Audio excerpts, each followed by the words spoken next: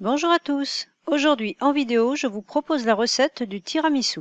Ici, je vous présente ma version en grosse quantité, car le tiramisu, il n'y en a jamais assez. Allez, c'est parti pour une recette super facile.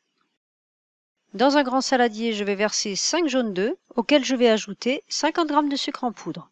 Je fouette jusqu'à ce que le mélange blanchisse. Ensuite, je vais ajouter 500 g de mascarpone. Je mélange bien l'ensemble. Ensuite, je vais m'occuper de mes 5 blancs d'œufs que j'avais mis de côté. Je les monte en neige ferme avec une pincée de sel. Lorsque les blancs commencent à se raffermir, j'ajoute progressivement 50 g de sucre blanc.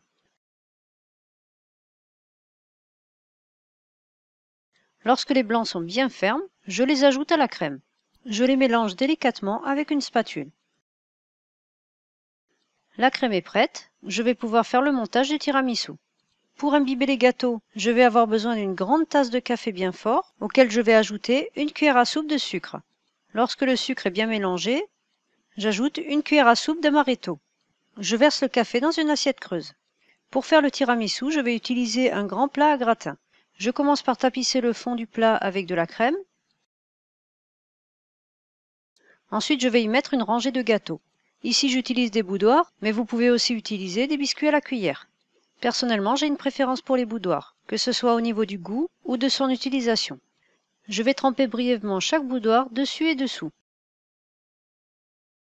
Et je continue comme ça pour faire 2 rangées. Ici, j'utilise 45 boudoirs, soit une boîte et demie. Lorsque les rangées sont finies, j'ajoute à nouveau de la crème. Il faudra en garder pour la couche du dessus. Lorsque la crème est étalée, j'alterne à nouveau avec des rangées de boudoirs.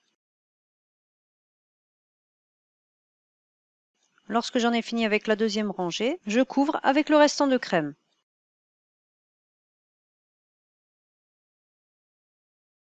Ensuite, je couvre le plat, puis je le place au réfrigérateur jusqu'au lendemain. Tenir jusqu'au lendemain, c'est le plus dur, mais c'est l'étape indispensable pour avoir un tiramisu bien ferme. Le lendemain, je couvre le tiramisu de cacao en poudre non sucrée.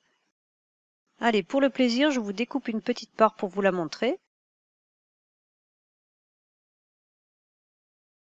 Comme je vous l'avais dit, c'est vraiment très simple à faire. Si cette vidéo vous a plu, n'hésitez pas à me le faire savoir par un j'aime ou par un commentaire. Je vous souhaite une bonne dégustation à tous et je vous dis à bientôt pour de nouvelles recettes.